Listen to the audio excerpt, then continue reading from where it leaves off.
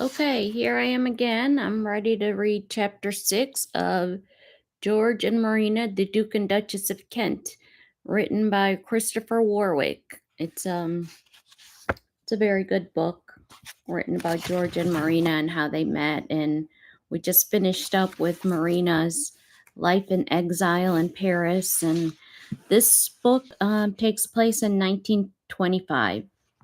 It's entitled Toto and Prince George. Toto. Toto and Prince George. Soon after she had completed her year at Princess Mechersky's school in 1925, Princess Marina traveled to Rome to visit her uncle Prince Christopher. After the death of his wife 2 years earlier, the prince had been on a mission to find a house in the city suitable for himself and his mother, the Dowager Queen Olga. He found that he was looking for a villa that was owned by an Irish-born Baroness Aliotti. From the house, or the Villa Anastasia, as the prince renamed it in tribute to his late wife, with its sunny loggias, terraces, and big garden, commanding a panoramic view of Rome. Marina, as well as her elder sister Elizabeth, or Willie, as she was nicknamed in childhood, were introduced by Uncle Cristo to the cream of Italian society. This Roman interlude marked the start of yet another round of travels for Princess Marina, one that was briefly interrupted by the death on 18 June 1926 of her 75-year-old grandmother, Queen Olga. In his memoirs, first published in 1938, Prince Christopher recalls several psychic experiences he had had in his life. One of them concerned the final days of his mother's life. The Villa Anastasia, he wrote, was built in the form of an L, which meant that he could see Queen Olga's rooms from his room. I had returned from a party late one night, he recalled, on throwing back my shutters before getting into bed. I saw both her windows brilliantly illuminated. It was 2 a.m., and I wondered vaguely why she would be awake at that hour, and then I noticed that the light was not like that from a nightlight or an ordinary electric lamp. It was a golden glow that seemed to fill the whole room. Next morning, I asked her what she had been doing awake at the time of night, but she answered in surprise, and she never slept better in her life and had not once turned on the light. I saw the strange light once more, and then left for Florence to stay with Queen Sophie, and forgot all about it. But one morning I woke with an extraordinary premonition that I ought to leave Rome. I started immediately and arrived to find my mother placidly having tea on the terrace with my sister. But the next day, my mother was taken ill, and in less than a week, she had gone to join my father. The night she died, the golden glow was there again, a glorious golden light, full of promise of the reward to come. Following her funeral services in Rome, Queen Olga's coffin was placed alongside that of her eldest son, Constantine, in the crypt of the Russian church in Florence, where the red damask walls were hung with gold and silver icons. The blue and white Greek flag was draped across the ceiling, when in due course the Greek monarchy was restored yet again. Queen Olga, King Constantine, and by then Queen Sophie, who died in January 1932, were accorded a triple state funeral in Athens, after which they were interred in the private royal burial ground at Toto.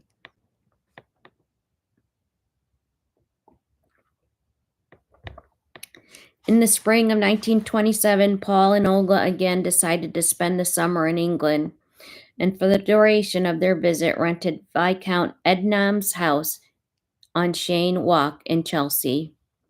Princess Marina was invited to accompany her sister and brother-in-law, and at one point it almost looked as though she was about to win the heart of the Prince of Wales, who, According to Neil Balfour, in his biography of his father-in-law, Prince Paul, appeared to take an unusual interest in her. Hmm. The prince's attentions were apparently more than passing and went far beyond the call of duty and politeness. Paul was near certain, and Marina completely overwhelmed, while Olga and her mother scarcely dared hope. Ooh, could it be that at this time that Marina and the Prince of Wales, David, had some sparks flying? Oh, interesting. Don't. Well, we know how that story ends, so. At almost 21, Princess Marina was now even more striking to look at.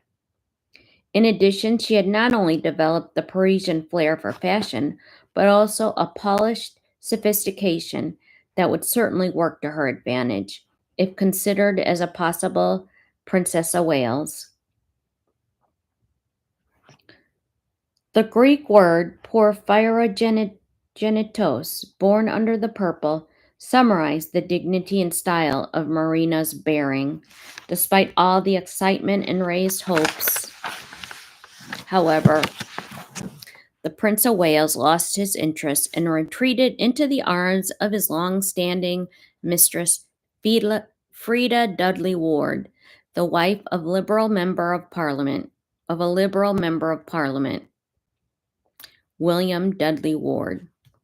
How Princess Marina reacted to the heir apparent's strange behavior is not clear, but if Princess Nicholas was crestfallen that her youngest daughter no longer stood the remotest chance with the future King of England, she was to be equally miffed when her middle daughter, Elizabeth, failed to arouse so much as a flicker of interest in the future King of Italy. Though Princess Nicholas, for all her pride in her impressive imperial Romanov ancestry, cannot be said to have made an especially prestigious marriage herself, she was nevertheless ambitious for her daughters. She would, in fact, have preferred that all three married kings. With her abortive engagement to Crown Prince Frederick 5 years earlier before, Olga had at least stood a fleeting chance of one day becoming Queen of Denmark. Marina, had things progressed further, might have conceivably have bagged the Prince of Wales, but for the fact that Elizabeth had been paraded too obviously in front of Crown Prince Umberto, it is not unreasonable to suppose that Princess Nicholas may have just secured a consort's crown for at least one of her offspring. In the meantime, while Princess Elizabeth and her matchmaking mother were staying at the Italian royal family at the Villa d'As during the summer of 1928, Marina, Paul, and a heavily pregnant Olga were once more in London. Arriving shortly before Olga's second confinement, Prince Paul, feeling like an old dowager chaperoning his grandchildren, escorted Marina to many of the social events that were for the fourth consecutive season filled up her diary. The event for which Prince and Princess Paul had waited so eagerly occurred on 29 June when Olga gave birth to her second son, and at his christening a few weeks later, he was named Nicholas in honor of his grandfather. With two grandchildren and a son-in-law whose praises he could not sing loudly enough, the elder Prince Nicholas soon began teasing Marina and Elizabeth about their own marital prospects. Despite the family's subtle but not subtle attempts to find them suitable husbands, they were both still single. Did they want to become old maids? Prince Nicholas asked. Neither princesses rose to the bait. Instead, they simply assured their father, "We don't want to get married yet." Within 5 years, both had changed their minds. Not long after their own marriage, Prince and Princess Paul had been offered their first home together, far away from the dull royal palace they shared with the King and Queen Yugoslavia in Belgrade. Known as the Hermitage, the three-story timber chalet, which had been a royal shooting lodge, was to be found at the top of the picturesque village of Bohinjezero, high in the Julian Alps. In what soon became something of a tradition, Olga's family spent part of every summer at Bohinaj. For many years, enjoying the beauty of the surrounding countryside and relaxing after their activities in the capital cities of Europe.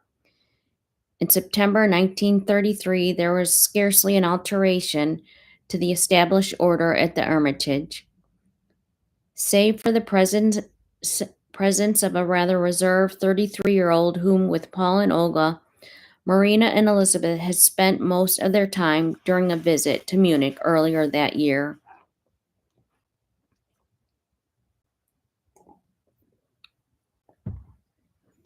Toto touring, or more correctly, His Illustrious Highness Karl Theodor Clemens, the Count zu Touring-Jettenbach, a member of the Witzelbach family and a nephew of Queen Elizabeth of the Belgians, had been earmarked by Prince and Princess Paul as a possible husband for Woolley. While they seemed to be quietly attracted to one another, Toto had been given no definite indication of his feelings towards the least well-known of Prince Nicholas's daughters. It was felt a gentle nudge might help things along, hence his invitation to Bohinj. Shortly after his arrival, Paul, Olga, and Marina conveniently slipped away to London, leaving Toto and Woolley in the company of her parents and Uncle Christo, but otherwise they were quite alone. The ruse worked, and on 22nd of September, Toto proposed and Elizabeth accepted. They were married 4 months later, on the 10th of January 1934, in the chapel of Seefeld Castle near Munich. Of the close circle of girl cousins who had shared the game of keeping house on a Greek island many years before, only Marina, who was now 27, and the late King Constantine's daughter Irene, who was 29, and Catherine, who's now 20, were unmarried. Olga and Elizabeth had found Paul and Toto.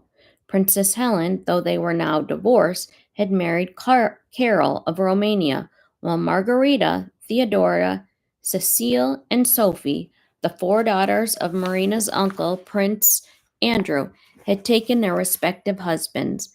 Godfrey, 8th Prince of Langenberg, Berthold, Margrave of Baden, George Donatus, hereditary Grand Duke of Hesse, and by Rhine, and Prince Christoph of Hesse.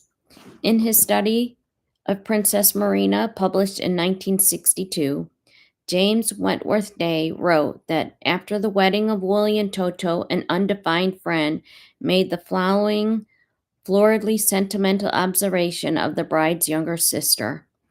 The starry look in Elizabeth's eyes stirred something deep and so far unknown in Marina.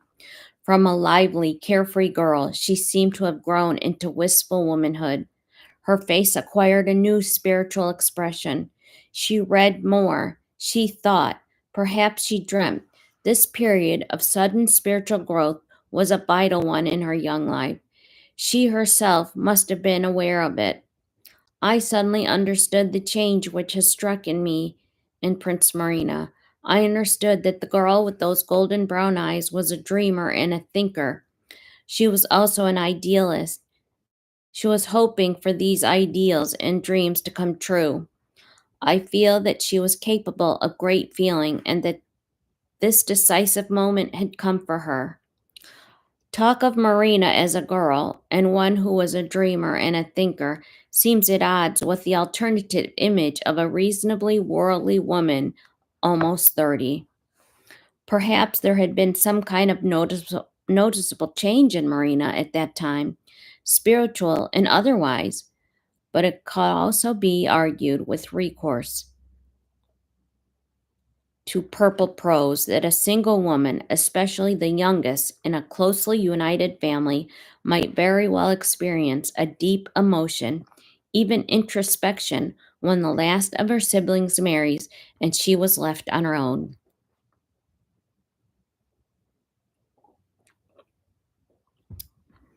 Whatever Princess Marina may or may not have discovered about herself followed the marriage of Elizabeth and Toto, her own decisive moment was soon to manifest itself in the physical shape of Prince George, the fourth and youngest surviving son of King George V and Queen Mary. As with her parents, Marina was no stranger to the British royal family, but how well she herself actually knew them is open to question.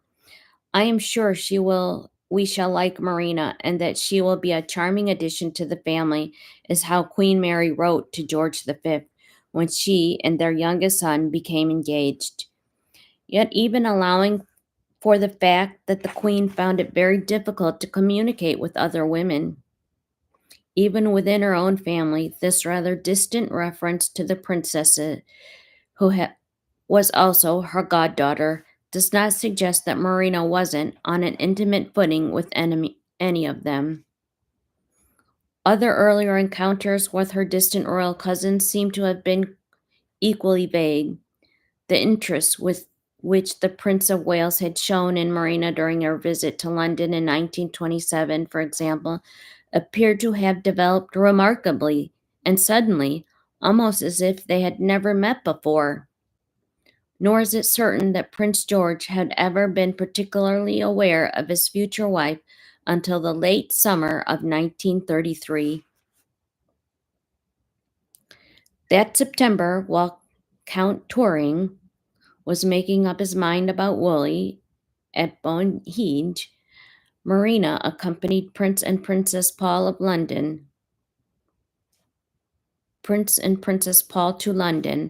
The main reason for their visit was to take their elder son Alexander back to school, though Paul never needed an excuse to find himself in England looking up old friends. Society hostess Emerald Cunard, like the Duke and Duchess of York, and indeed Prince George himself, was just one of such friends. Princess Marina met Prince George at a lunch party that month given by Lady Cunard. They established an instant rapport, which led to several more meetings. Even so, by the time Marina left London with Olga and Paul at the end of the particular visit, there were no signs of a blossoming romance. On the contrary, Prince George, who had quite a forceful personality himself, declared that he found Marina too bossy. It was also possible that this very bossiness was one of the traits that George decided he liked in Marina. For when she returned the following spring to stay with her sister and brother in law at Claridge's, Prince George was among the first to call. On the first of his many visits, however, bad timing that he had to while away several hours with Prince Paul, whom he had ostensibly dropped in to see, while Marina and Olga were out shopping. At length, Prince Paul returned to the hotel, but without his sister. Marina, she explained, had gone on to the hairdresser's. As for the hours ticked by, it seemed abundantly clear that George had no other engagements that day and was in no great hurry to leave. When at long last Marina did appear, to Prince George's delight, it was all too obvious, not only to the princess herself, but also to Olga and Paul. For the rest of her stay, Marina and George lunched and dined together. They went to theater, they went to the cinema, they danced at the Embassy Club in Bond Street. They walked unnoticed in Green Park, visits visited the Prince of Wales at Fort Belvedere, his crenellated private retreat on the edge of Windsor Great Park at Virginia Water and Sunningdale, and went for long, fast drives in George's sports car. As the dynamics changed between them, George, by now totally enchanted, said of Marina, "She is the one woman with whom I could be happy to spend the rest of my life. We laugh at the same sort of things. She beats me at most games and doesn't give a damn how fast I drive when I take her out in the car. When Marina left London shortly afterwards to join her mother at a health spa in Savoie in the French Alps, she wasn't certain when she would next see Georgie. But as with Wooly and Toto, though Marina was not aware of it, Prince Paul was already invited George to visit Boheme that summer. And of course, Marina would be there. Like Royal Ascot Cows Week on the Solent off on the Isle of Wight was always a popular sporting fixture in the British royal family's calendar. But since cows, it remains one of the world's longest running annual regattas. It meant boats rather than horses, the royal passion. Past and present, of course, few members of the royal family attended. In the early August 1934, however, Prince George, who enjoyed sailing as much as the onshore social events that went with it, was one royal visitor.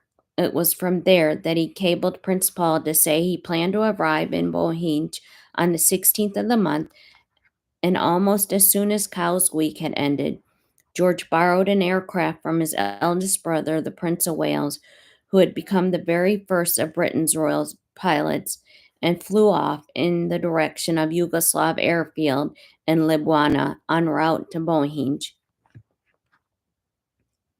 Arriving at the Hermitage a day ahead of him was Marina's uncle, Prince Christopher. As soon as Paul, Olga, and Marina heard that George was about to join them, Christo received a mysterious SOS telling him to get into the next train and come to Boheme. Fearing some sort of catastrophe, the prince immediately telephoned.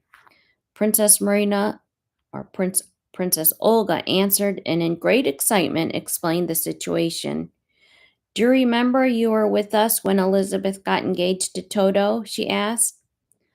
They are both so happy that I have an idea you will bring Marina luck too. Though often quoted from his memoirs over the years, no biography of Princess Marina would be complete without the inclusion of at least part of Prince Christopher's description of what happened at Boheme.